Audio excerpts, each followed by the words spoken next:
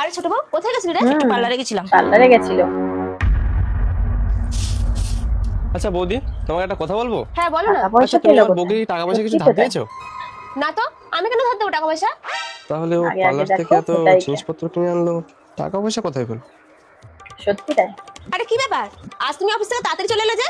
আরে আজ অফিসে বেশি কাজ ছিল না, তাই তাড়াতাড়ি চলে এলাম। ও আচ্ছা আচ্ছা, বলছি আজ সন্ধ্যায় তুমি আমাকে একটু পার্লারে নিয়ে যাবে গো? আরে বড় বড় তোমার পার্লারে মাথা যেতে খারাপ হয়ে ইচ্ছা গেছে নাকি? করেছে।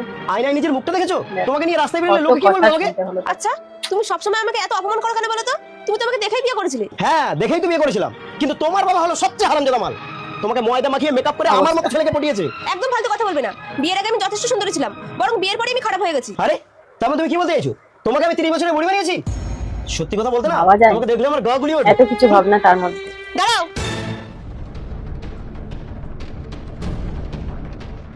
ছোট বউ, এই ছোট বউ। কি হয়েছে দিদি? আচ্ছা ছোট বউ, এই দুটো হাড়ির মধ্যে কোন হাড়িটা তোর? কেন দিদি, ওই কালো হাড়িটা আমার। আচ্ছা, তোর এই হাড়িটা তুই কবে কিনেছিলি? এই তো সামনের মাসে কিনেছিলাম। একদম। আর এই হাড়িটা তোর ভাসুর কিনে দিয়েছিল আমার বিয়ের 1 মাস পরে। এখন এই হাড়িটার বয়স 3 বছর। বাহ, তুমি তো বেশ যত্ন করেই হাইটা রেখেছো দেখছি। একদম ঠিক বলেছো, এই হাড়িটা আমি খুব যত্নে রেখেছি।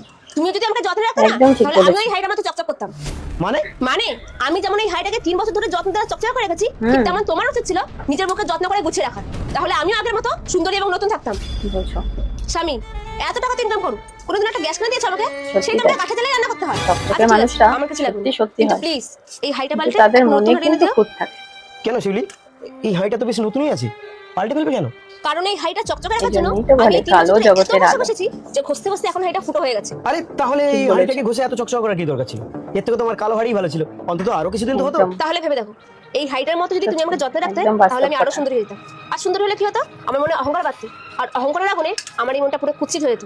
তখন দেখতে আমি তোমার কাছে থাকতাম না, তোমার কাছে অন্য কারোর কাছে চলে যেতাম। একদম ঠিক তার মানে কথা। তুমি কি বলতে চাইছো? আমার ছোট ভাইয়ের বউ তো নিজেকে অনেক সাজিয়ে গুছিয়ে যত্ন করে রাখে, তাহলে ও কি পরপুরুষের সাথে সম্পর্ক করেছে? অবশ্যই। এই মোবাইলের ভিতর তোমার সত্যি সুন্দরী ছোট তাই। বৌমার সমস্ত কুকীর্তি রেকর্ড করা আছে, সময় করে দেখে নিও। বন্ধুরা, ভালো বউ মানে হলো ভালো স্বভাব ও চরিত্র। একদম বাস্তব তবে কথা। সব ভালো রূপ প্রত্যেকটা খারাপ কথাই স্বভাবের কিন্তু নয়। বাস্তব কথা। আবার সব মানো খারাপ কি রূপ না মানো, ভালো স্বভাবের একদম নয়। খাঁটি কথা বলেছো। ধন্যবাদ। সমাজে কিন্তু এটাই হয়ে আসছে। কালো ভ্যালুটা আমরা দিই না, কিন্তু আসলেও কালো জগতের আলো।